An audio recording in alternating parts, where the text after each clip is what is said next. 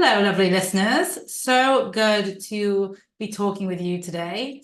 This episode is going to be short and sweet because my parents are on their way round, but I was very inspired about something that happened on our Time Hacker coaching call yesterday, and I wanted you guys to benefit from the juicy lessons because every week we come together, we coach, and we take gold learning, whether we are the ones getting coached or we are the ones watching the coaching or we are the ones watching the replay, or we do all of the above, which is what most people do.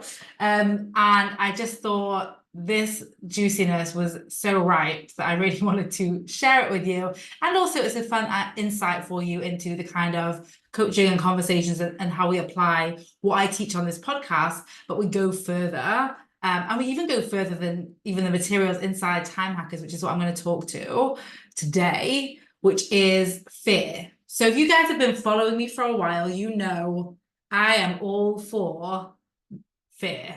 I'm all for moving forward with fear. I'm all for partnering with fear. I'm all for not allowing fear to be a stop sign for us. Now, there is nuance here though, because I think about, for example, I live on a main road and there's cars coming left and right all the time. And if I was to take a step into that road without looking, I would feel fear. And that fear would be telling me to not go forward, there's danger. And so I use that example because so often we are being told fear, feel the fear and do it anyway. And fear is seen as this growth opportunity, which it absolutely has been for me, I should say. Definitely for me, and probably for you too. You can probably think of some examples. But fear alone, like the existence of fear, is not necessarily a growth opportunity. It is not just fear. And the reason why I'm saying this is because I don't want you to be misallocating credit to your growth, to fear, in a way that has you seeking fear or forcing yourselves to do things when there's fear just because of the existence of fear. Right? Just because of the existence of fear, just because something is scary doesn't mean we will grow from it. And I want to give you another example here, which is, 15 years ago, I went bungee jumping with my best friend in New Zealand. Such a cool experience. And I had fear before I did it.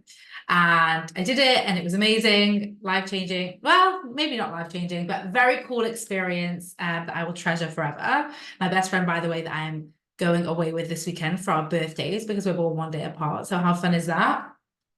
I digress because that's obviously on my mind.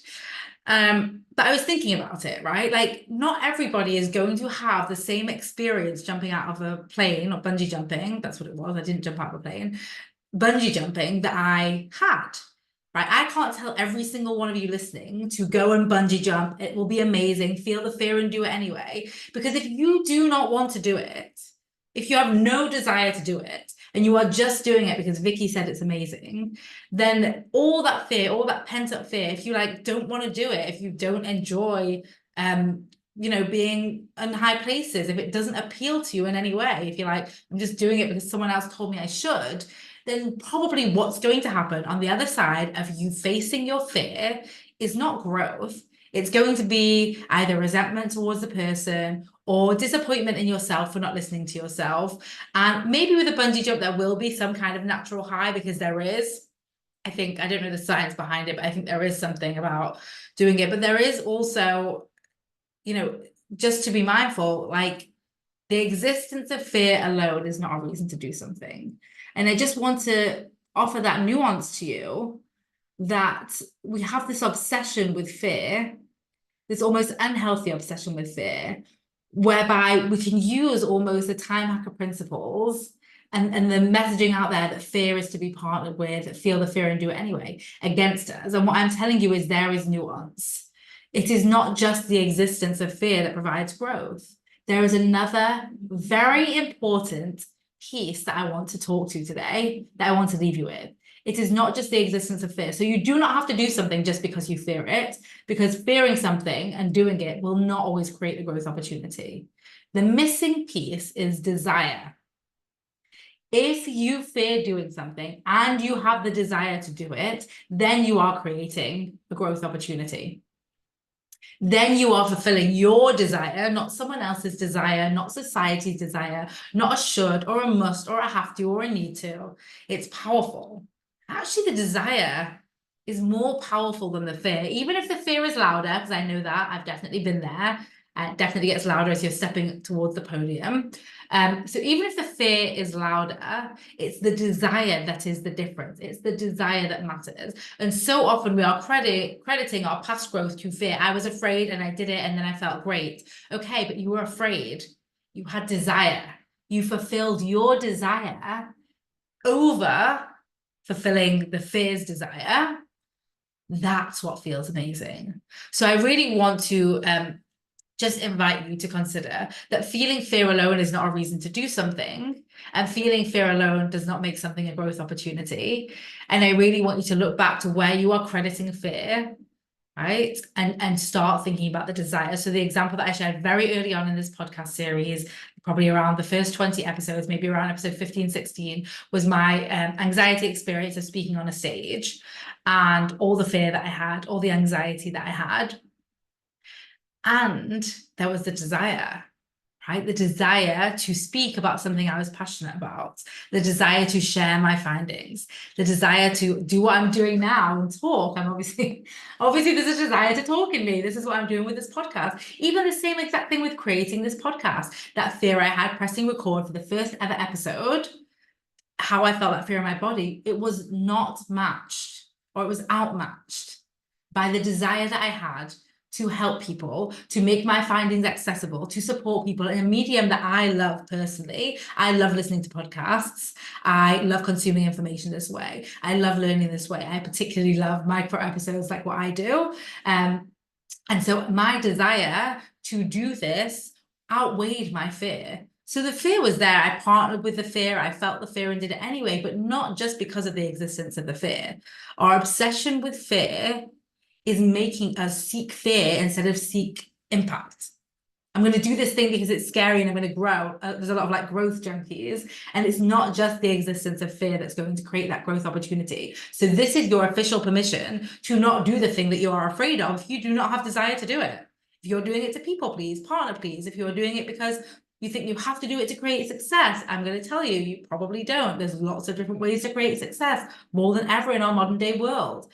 And I really want to encourage you to be intentional about how you experience fear, the fear that you choose to bring alongside you or walk alongside in pursuit of your goals, and the fear that you choose not to. There is no shame in saying, I feel fear to do this thing and I have no desire to do it, so I'm not going to. That does not mean you missed out on a growth opportunity. If anything, it's another growth opportunity because you have backed yourself, you've trusted yourself, you've listened to yourself over what I will call the mass marketization of fear and the oversimplification of fear out there. And so, yes, this is your permission to not do something just because you're afraid of it, and to focus on, is there desire? What is the desire? Is the desire mine or is it someone else's? Is the desire mine or is it society's? This is the difference between growth. This is the nuance that we want to hold with fear. And this is something to be aware of when we live in a society that is fear obsessed, and telling us that, you know, doing the scary thing is how we grow. Yes, yes.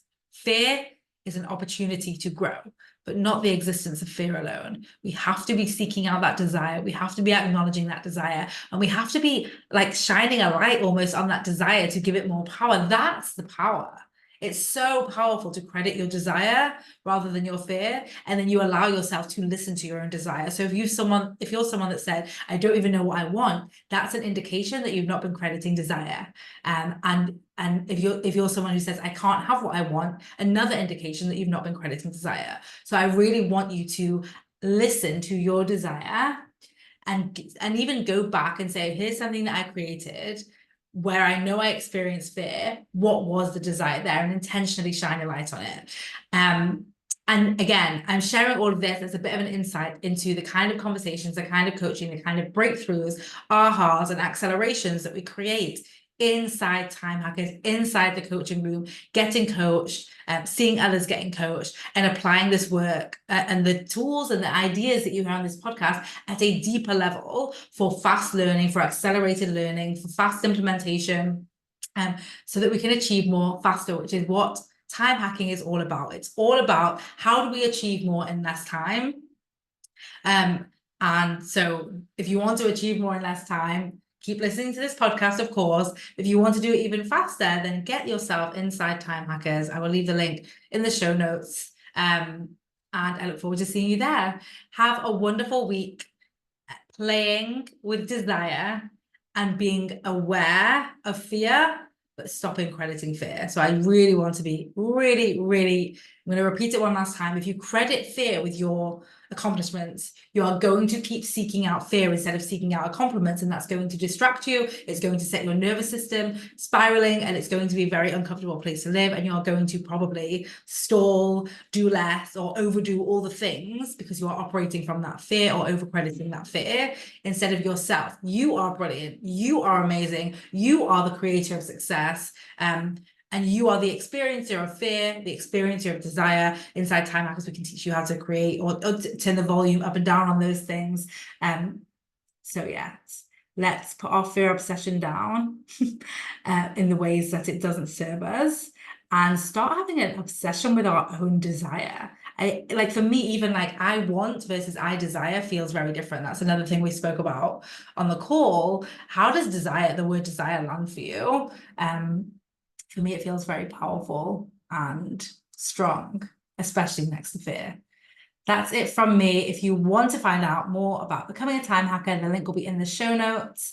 If you love this podcast, please do leave a review. It really helps us reach other people, even if it's just giving 5 stars. Thank you all for being here. Bye.